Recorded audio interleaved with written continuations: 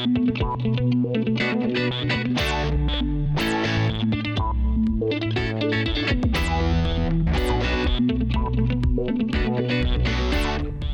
Isaac. I'm the Director of Training here at the Middleby Innovation Kitchen. Today we are going to be placing a high limit on this Pitco fryer. Okay, so we're going to begin by loosening or taking out these two screws right here so that we can dismount our capillary tube and bulb. The one for the high limit is the one here on the outside. It is also the one that's a little bit smaller in diameter. So I'm going to start by removing those two screws.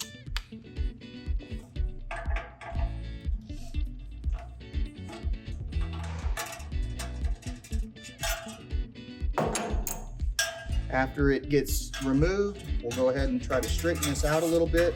Now, the cap tube for the high limit is actually located in front of the cap tube for the thermostat. So we want to make sure that that sits in front when we go underneath to start removing them down there. Okay, now that we've got the bracket that holds the sensing bulb out of the way, we're going to route the cap tube and the high limit down underneath here so it dangles down below before we remove this larger nut, keeping in mind that the high limit is the one in the front.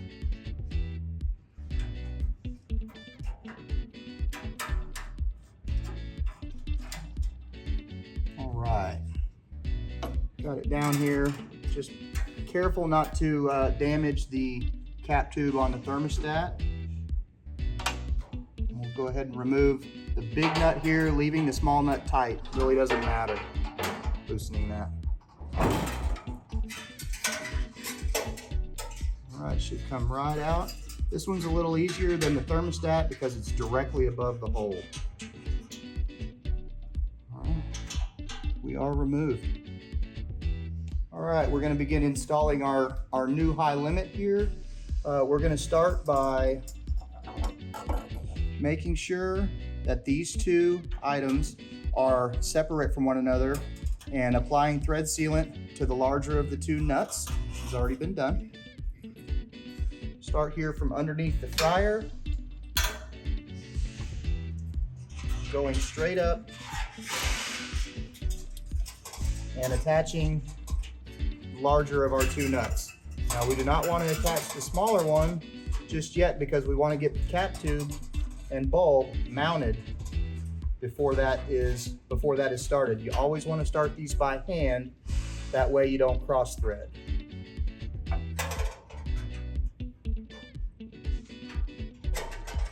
we go, just like that. Now we'll mount it to the bracket. Okay, now that we have started the nut in the bottom where our high limit cap tube will run through, we need to go ahead and get it remounted back into the bracket. Keeping in mind that the thermostat will be mounted on the inside and we will mount the bulb for the high limit on the outside. Now what you need to make sure that you do and make sure of, you don't have to do it as you're mounting it on the bracket, but before you get done, you need to make sure that the cap tubes are not touching any of the burner tubes. If they're touching the burner tubes, then the high limit will trip prematurely and you'll get false temperature readings from your thermostat.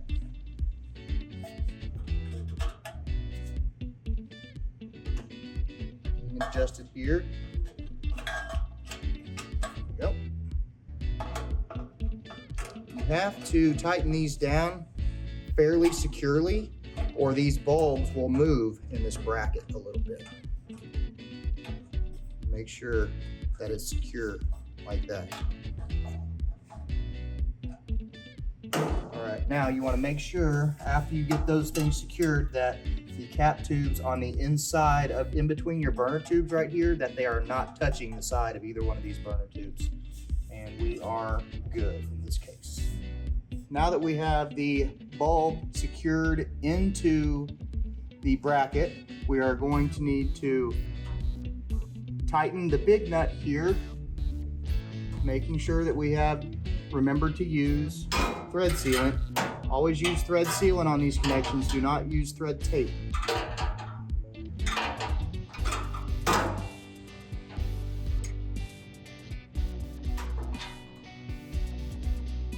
All right, now that we have the larger nut secured, we're going to want to secure the smaller of the nuts.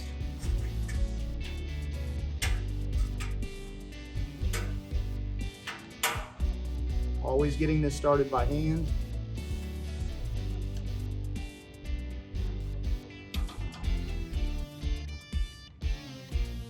Jiggling the cap tube back and forth makes it a lot easier to tighten. After we get it finger tight, we're going to want to go a quarter turn.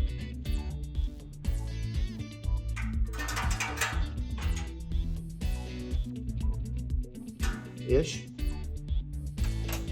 Now, if after you get this tightened up, you still have a little drip of oil coming down there, just go another little quarter turn until it stops dripping. What you don't want to do is over tighten this little nut right here, because what it'll do is the brass sleeve that's underneath it will pinch the cap tube closed and it'll cause the high limit to fail. Now what we need to do is we need to route this back over here into its final resting place, getting the wires hooked back up to it and everything like that. When you reroute it, you need to make sure that this is out of the way of the drain valve and any other moving parts so that the customer doesn't get it snagged on something. And if you're unable to get it back in its spot, you can always take that bracket loose if you have to. As I previously mentioned, wires do not have to go back in a particular place.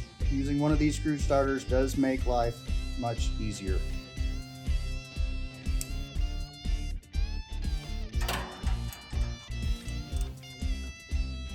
Always start these things by hand and make sure, just like with all millivolt connections, that you get the connections tight so that we don't lose any resistance in the connections.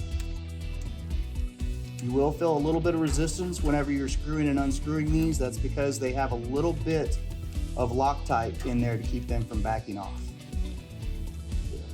Shroud back over it here. And we're ready to remount. After you get it loosely mounted in there, it's always good to make sure that your cap tube is still in a good spot where it's not going to get hit by anything that has moving parts. You want to keep it away from the knob on the gas valve, as well as the drain on the drain pan and the shutoff knob for the gas shutoff. Securing these mounting screws, and we have just successfully replaced a high limit on a Pitco fryer.